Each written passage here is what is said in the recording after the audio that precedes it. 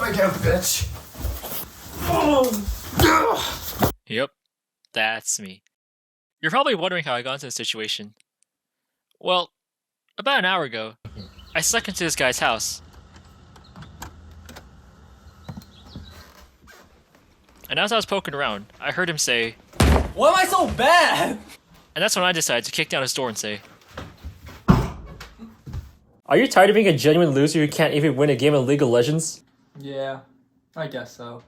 Well, I got the fix for you, sir, and that's playing the small yellow guy, Heimer Main. But doesn't that require 0 skills? Yeah, that's exactly the point. Half the time, you don't do anything with him. You shoot 2 random skill shots, and you walk around.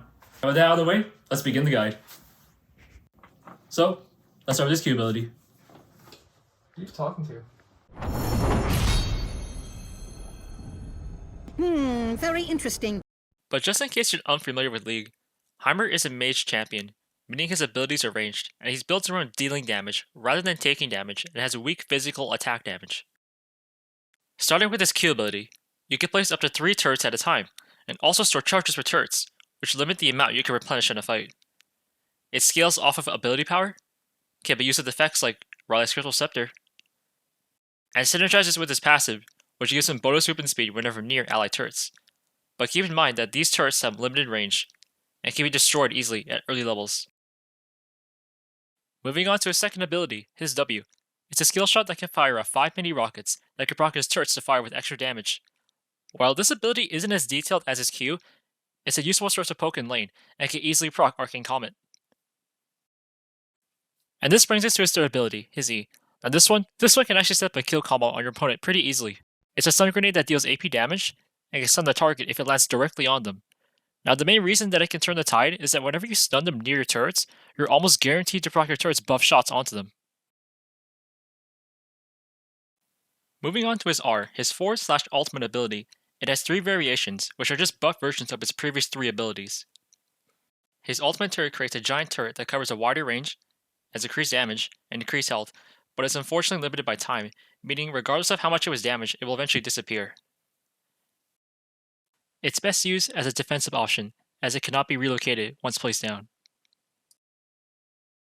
His ult rockets send massive waves of projectiles towards whichever location you aim them at. Its best use is for single targeting enemies with low magic resistance, but can also be useful if 2 or more enemies are clustered together. And his ult grenade honestly isn't that good.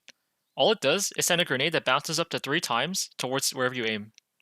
It doesn't have the best damage compared to his other 2 abilities, and is only used for catching up to enemies who are in narrow spaces. And looks like I'm getting kinda low here, Oh damn! Shit! What the fuck are you doing? Damn it! I messed it all up. The guy's completely ruined now. I'll never be as good as Faker. I mean, sorry, bro. Like, still got this. Like, it's not ruined. I'm pretty screwed already, bro. The cops are on their way. I might as well leave now. Like, it's completely ruined, bro. What are the cops gonna do to you? Like, come on. You got this. Yeah, I guess you're right. Yeah. Yeah! What the fuck are you doing? Finishing this timer video? Alright, now we're back in business. And that's it for abilities. Time for gameplay tips, items, and runes now. You could experiment with other DPS runes like Dark Harvest, Electrocute, but personally I prefer going with Arcane Comet.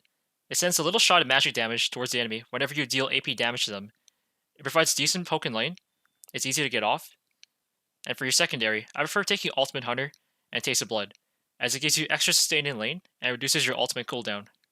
As far as items go, the only mythic you need to run is Leandri's Anguish, which applies burn damage to your opponents whenever you deal damage to them from an ability. Every ability you have can proc the burn, and is especially useful in teamfights when your turret's covering you.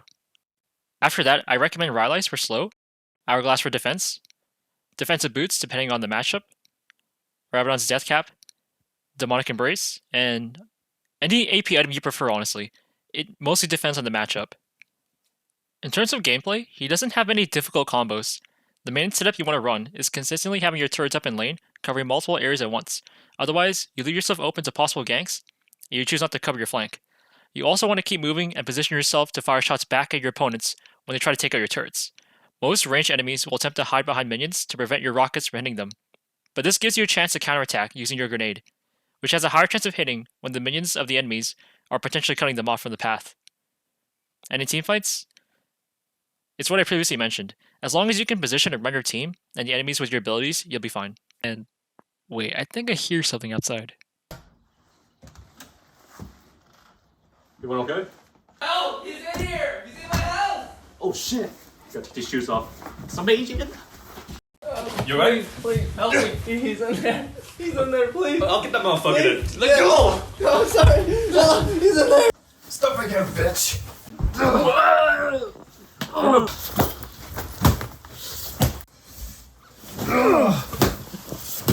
Join me next week as I show you how to get a breaking and entering game.